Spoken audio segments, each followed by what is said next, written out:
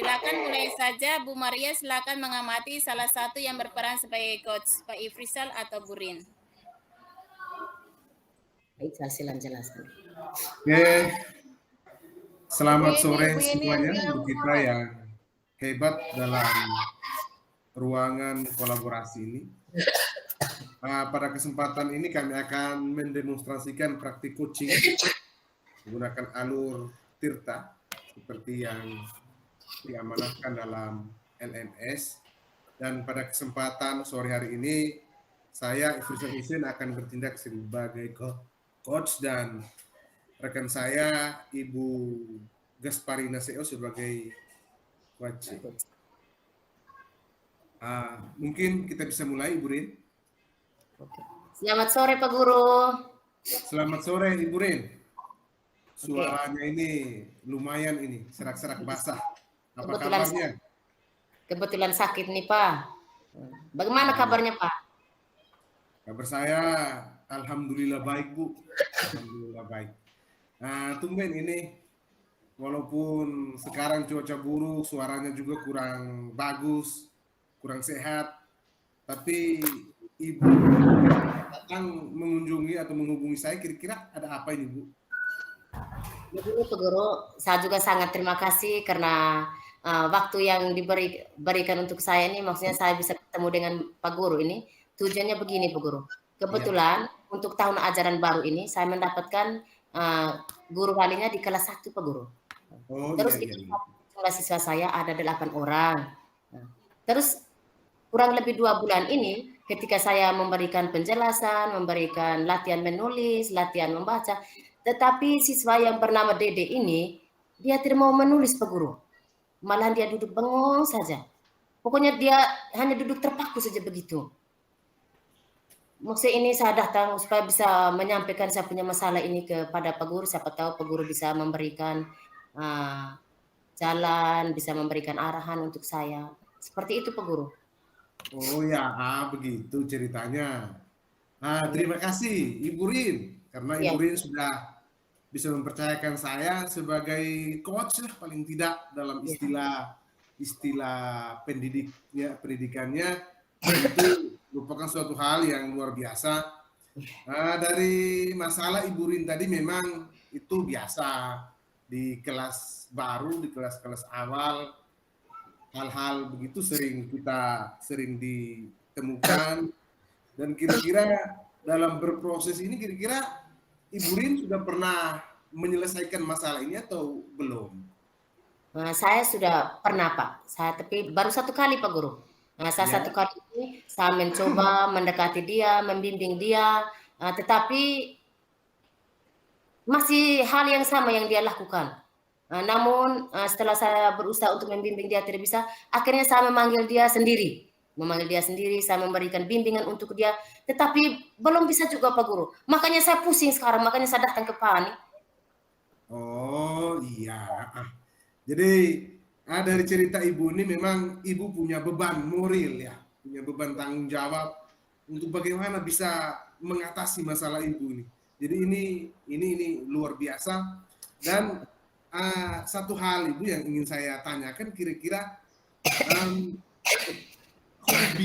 hobi atau kebiasaan Dede selain dalam menulis huruf, kira-kira ada kebiasaan lain, misalnya coret-coret kah atau apakah? Mungkin Ibu bisa sampaikan atau bisa lihat ya. Oh iya, ini mungkin saya betul menceritakan dengan Pak Guru ini, hanya betul-betul saya mengalami di kelas saya ini. Jadi siswa ini ketika saya minta menulis, dia tidak bisa. Tetapi ketika saya jam istirahat, dia sudah mulai pegang dia punya buku, pegang dia punya ballpoint, dia sudah mulai menggambar. Begitu Pak Guru, seperti yang saya ceritakan kemarin itu. Dia tuh hobi sekali menggambar. Misalnya menggambar gunung, terus menggambar pohon-pohon yang ada di sekitar sekolah. Jadi seperti itu Pak Guru. Oh iya. Jadi kalau seperti ini saya rasa ini sudah langkah bagus. Jadi ini kita bisa mulai dari sini mungkin. Kira-kira apa yang Ibu lihat, ada hobinya, ada kesukaannya, kira-kira ada tidak cara Ibu untuk membuat supaya kesukaan dia itu bisa menjadi hal yang produktif untuknya. Artinya bisa melatih dia untuk melatih atau beraktif untuk menulis seperti itu, Bu? Kira-kira ada cara tidak, Bu?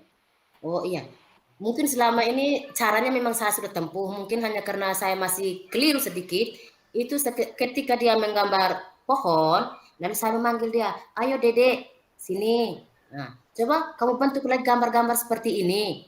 Nah, dengan gambar-gambar seperti ini, kamu bisa menemukan huruf-huruf yang ada di dalamnya. Misalnya ada huruf I. Ketika kamu gambar pohonnya, pasti itu adalah huruf I-nya. Mungkin langkah yang saya ambil sudah seperti itu, Pak Guru.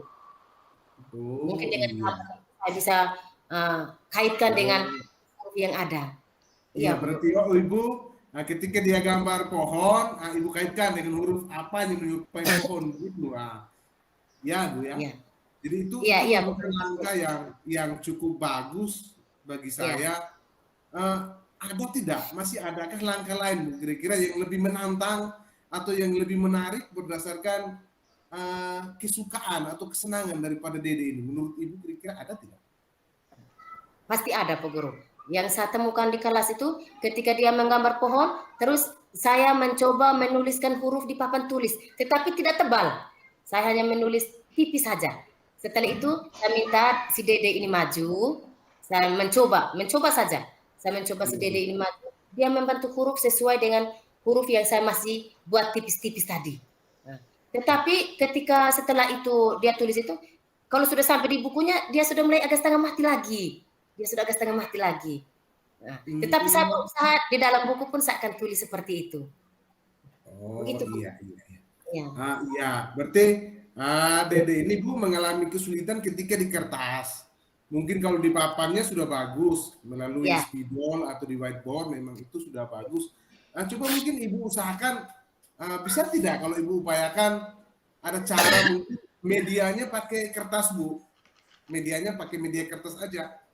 Sehingga mungkin Dede bisa terbiasa dengan penulisan-penulisan di kertas selanjutnya. Mungkin ada cara lain, Bu, selain di papan tulis? Ya, saya sudah temukan. Akhirnya saya, karena kami ini siswanya sedikit, jadi dana bosnya juga tidak ada, makanya saya mencoba beli kertas folio yang besar kayak begini. Nah, setelah itu saya mencoba pegang dengan spidol supaya dia bisa membentuk hurufnya itu, Pak Guru. Oh iya, iya. Ya, nanti saya akan mencoba buat seperti itu. Oh iya. Jadi beberapa jawaban daripada Ibu Rin tadi yang kita coba gali bersama, dan Ibu Rin bisa menemukan kira-kira solusi untuk memperbaiki atau bahkan mengajak si Dede ini dengan suasana senang, suasana suka hati, sukacita tanpa ada paksaan hukuman. Jadi Ibu Rin sudah temukan solusinya itu. Saya yakin kalau apabila Ibu Rin gunakan itu, mungkin masalah daripada Ibu Rin itu bisa teratasi. Dari rencana solusi yang bagus ini, kira-kira ada tidak rencana Ibu Rin ke depannya untuk menerapkan solusi-solusi yang tadi sudah disampaikan? Jadi rencana saya ke depan ini, yang paling pertama saya mencari gambar-gambar, misalnya gambar pohon yang membentuk huruf, ataukah ketapel yang sering kami gunakan di kampung itu adalah ketapel. Nanti saya bawa ke kampung itu supaya bisa membentuk huruf Y. Itu mungkin strategi saya untuk ke depannya. Lalu yang kedua, gambar burung, karena dia juga suka gambar burung. Mungkin ketika dia membentuk sayapnya itu bisa membentuk huruf M atau huruf W. Mungkin seperti itu Guru strategi saya untuk ke depannya. Oh Atau rencana. iya. Ya. Nah, itu nanti dimasukkan dalam perencanaan ya, Bu ya. Ya. Biasanya lebih bagusnya, Bu, kalau seandainya kita sudah dapat rencana, itu kita langsung secepatnya melakukan aksi, Bu. Jangan sampai hanya tinggal rencana, akhirnya itu menjadi hal yang kurang bermanfaat. Jadi saran saya mungkin pada kesempatan ini Ibu perlu sampaikan memang kira-kira kapan waktunya yang tepat sehingga Ibu bisa mulai. Sehingga Dede ini tidak terus-terusan menjadi bahan yang kurang bagus dalam aksi Ibu di kelas. Kira-kira kapan Ibu bisa pastikannya? Terima kasih Bu Guru. Mungkin yang paling pertama itu saya, dari pribadi saya mungkin merasa lega sekali ketika saya menyampaikan saya punya masalah ini ke Pak Ical, tetapi Pak Ical sudah memberikan dengan hal-hal yang ya untuk kedepannya lah. Nah, jadi mungkin waktunya ini sekitarnya mungkin 2 hari lagi saya persiapkan dengan saya punya medianya, mungkin 2 hari lagi saya akan lakukan hal-hal itu.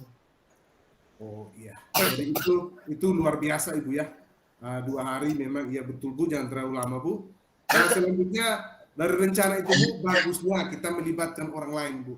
Selain kita di sekolah dengan waktu yang terbatas hanya jam 8 sampai jam 10, mungkin Ibu bisa libatkan orang lain. Ya. Nah, mungkin kira-kira ada rencana Ibu untuk kira-kira selain Ibu siapa lagi sih yang paling bagus bertanggung jawab untuk mendampingi Dede ini selain di sekolah dan di rumah? Oke, terima kasih Pak Ican. Ini yang paling pertama saya libatkan ini adalah orang tuanya. Setelah orang tuanya, pasti siswa-siswanya di dalam kelas. Supaya bisa membantu Dede, bisa membantu huruf-hurufnya itu. Karena ada teman-temannya yang agak bisa lah. Ada yang sudah bisa, ada yang agak bisa, dan ada yang belum bisa. Jadi teman-teman yang sudah bisa ini, saya bisa memanggil mereka membantu Dede dalam hal menulis ini. Mungkin seperti itu Pak Ican. Oh iya, jawaban yang luar biasa sekali Bu. Ini saya sudah dengar dari tadi sudah ada perencanaan yang bagus. Tadi ada usul penyelesaian masalah yang bagus yang sendiri berasal dari Ibu, kemudian bagaimana Ibu mau merencanakan, kemudian siapa saja yang bertanggung jawab di dalamnya. Tapi semuanya itu Bu, kita butuh suatu komitmen Bu. Karena apabila komitmen itu tidak ada, maka lama-kelamaan maka usaha itu akan sia-sia. Artinya tidak bisa berjalan secara kontinu. Kira-kira komitmen Ibu itu seperti apa? Jadi komitmen saya yang paling pertama itu saya akan melaksanakan tugas saya itu dengan sungguh-sungguh. Misalnya semua rencana yang saya buat itu supaya bisa saya jalankan. Lalu yang kedua, waktu yang saya sudah targetkan itu nanti saya akan lakukan. Itu memang saya sudah komit seperti itu. Lalu yang ketiga, dan saya akan berusaha agar anak ini bisa keluar dari masalah yang selama ini dia hadapi. Supaya bisa bersama-sama dengan temannya, tidak minder lagi. Maksudnya dia sudah bisa berusaha untuk tulis Pak Guru. Memang luar biasa Ibu. Apabila semangat yang ditampakkan oleh seperti ini, saya yakin dan saya bisa pikirkan kira-kira bagaimana aksinya dari Ibu Rin nanti dalam mengatasi masalah ini. Sebelum kita mengakhiri Ibu proses ini, mungkin kira-kira kesimpulan apa sih yang Ibu peroleh, kebermanfaatan apa yang Ibu dapat dari hasil komunikasi kita ini? Mungkin jadi kesimpulan saya yang paling pertama, saya maksudnya legalah hati saya yang paling pertama. Karena masalah ini memang selama ini saya rasa beban sekali. Tetapi dengan keluhan saya terhadap Pak Guru atau masalah saya yang saya sampaikan ke Pak Guru, maksudnya saya bisa mengambil saya punya strategi, bisa mengambil suatu langkah yang baik demi kemajuan siswa saya khususnya Dede ini. Jadi terima kasih banyak Pak Guru sudah membantu saya, sudah meluangkan waktu untuk saya. Terima kasih banyak Pak Guru, saya pamit. Terima kasih. Ya, terima kasih banyak sekali Bu. Satu kata kunci yang saya harapkan, yang sama-sama kita harapkan, berarti jangan pernah kita putus asa untuk menghadapi apapun masalah di sekolah. Masih banyak teman, masih banyak orang lain yang mampu kita jadikan untuk berkolaborasi untuk menghilangkan atau menyelesaikan masalah kita.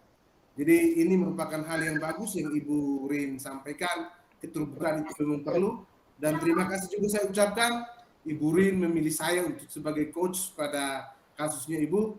Ini bukan hanya untuk Rin, tetapi juga pembelajaran bagi saya. Terima kasih Ibu. Selamat sore. Ya. Saya kembalikan. Demikian Kakak Yeni mungkin saya kembalikan. Baik, terima kasih. Luar biasa. Silakan Bu Maria. Baik, Ibu. Terima kasih kesempatan yang diberikan kepada saya. Di tempat pertama, saya menyampaikan profisiat kepada Ibu Rin dan Pak Ifrizal sudah melakukan proses coaching ini dengan mendekati sempurna. Oke, yang berikut saya mau menyampaikan hasil pengamatan saya. Saya mulai dulu yang pertama, yang hal-hal baik yang coach buat, yang pertama, di sini coach selalu melakukan melakukan kalimat-kalimat penegasan. Jadi saya ambil contoh tadi waktu Ibu Rin menyampaikan rencana dan aksi, itu Pak Ifrizal bagus sekali, dia menegaskan kembali apa rencana dan aksi yang akan Ibu Rin lakukan. Jadi penegasan itu yang saya rasa membuat perasaan Ibu Rin itu termotivasi, senang untuk berbicara atau menyampaikan ide-idenya, mengembangkan ide-idenya kepada Pak Ifrizal.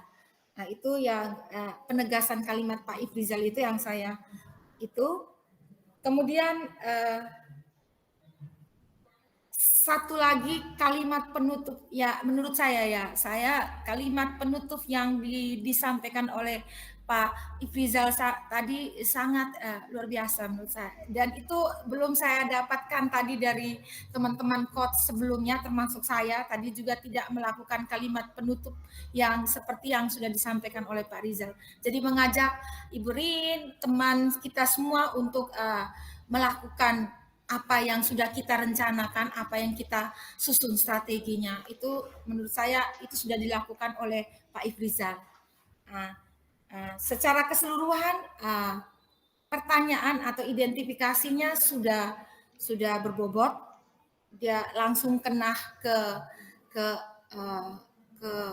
pokok persoalannya, sehingga Ibu Rin sebagai coachnya juga ini enjoy saja dalam menjawab pertanyaan-pertanyaan yang disampaikan oleh coach tadi.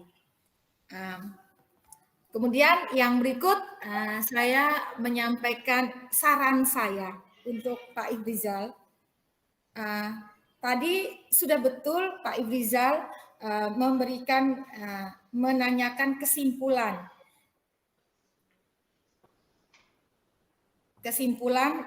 apa yang akan Ibu Rin lakukan. Tapi ada satu langkah lagi yang menurut saya mungkin Pak Ifrizal lupa, itu menanyakan tingkat keberhasilannya. Dia sudah menyampaikan kesimpulan, dia sudah berbuat seperti itu, mau supaya si anak ini begini. Pak Ifrizal lupa menanyakan kira-kira setelah Pak Ibu itu tingkat keberhasilan kalau dari 1 sampai 10 di angka berapa lah Ibu Rin mau supaya targetnya tingkat keberhasilannya seperti itu. Itu yang pertama. Kemudian yang kedua, tadi ada pertanyaan sebelum ada kalimat penyerta sebelum pertanyaan tentang bagaimana Ibu Rin melibatkan orang lain untuk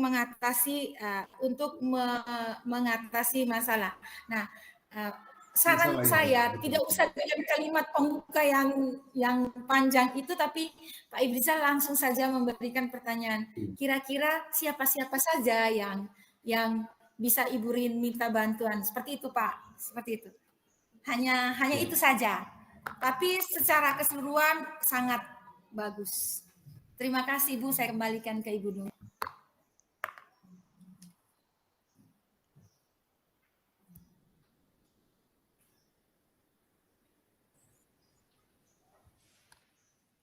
Oke, terima kasih Bu Maria, pengamatnya.